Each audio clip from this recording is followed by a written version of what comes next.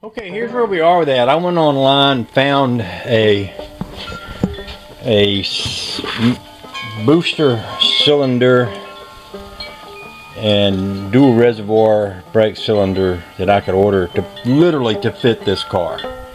I don't know what this is. I think the guy that made my brakes out in I think he's out in Arizona somewhere, maybe up in Washington. Anyway, he thought this was probably off like a 54 Dodge, and this is a regular, you know, Dodge style single reservoir brake cylinder. There's a bunch of them out there, and you can tell by all the different holes in the firewall that somebody's monkeyed that up quite a bit. So what I'm going to do is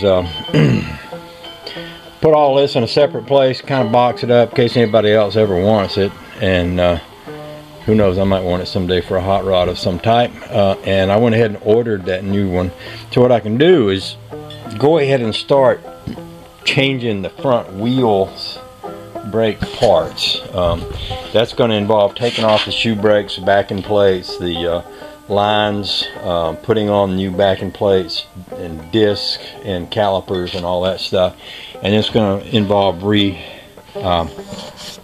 rerunning my brake lines and stuff like that. If you notice, this is a single brake line that goes down and splits. One end goes to the front, one end goes to the back. What's going to have on here when I finish is going to be two sets of brake lines.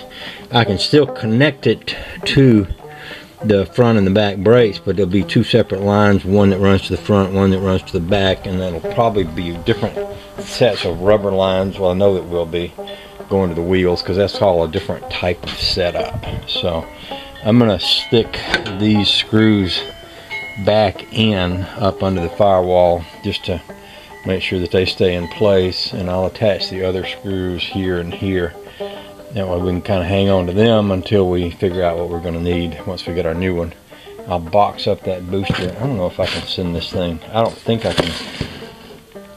can send this thing back to the place where I bought it. But we'll check on that. One more thing I'll say about this all, one of the projects that I've got in line to do is to pull the motor out of the rat rod and fix that hydraulic master cylinder clutch. And it has a I said master cylinder, I should have said throwout bearing clutch. It has a hydraulic master for the hydraulic clutch that's an aftermarket product, and I wasn't terribly fond of it when I put it in there. What I might do is take that Dodge one that I just took out of that car, that Chrysler one, the single cylinder brake, and put it in here when I fix this clutch and use that instead of that aftermarket thing I've got. That may help me not have a problem with that in the future, I believe. Can't say for sure, but it's on my mind.